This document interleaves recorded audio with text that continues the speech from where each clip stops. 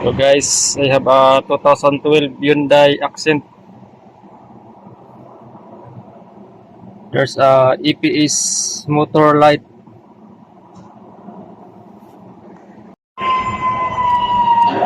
That's the power steering. The power steering is so hard. Ah, it's so hard. So when I first check the computer, there's a code ECU thermal protection and motor current overflow. So there's a module here under power steering. This is the module. Let's remove this cover. So guys, I remove the cover now, and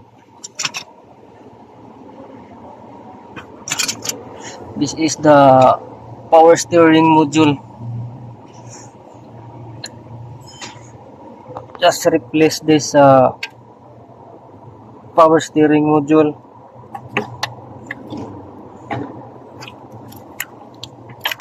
There's a 2-volt air under.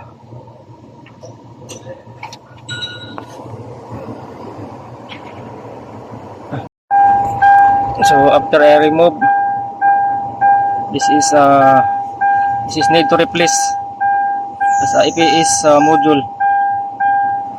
So I need to order a new module.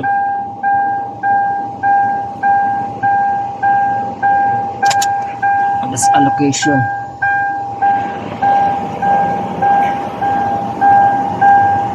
Guys, I have a new power steering module now.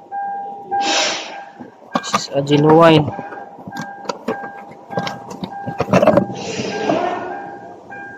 So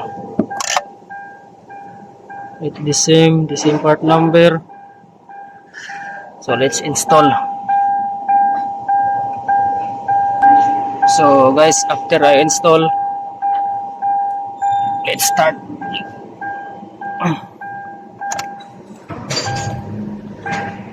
So the EPS motor is not showing now, and the steering is smooth. So that's it guys. This is only the problem. The power steering motor module.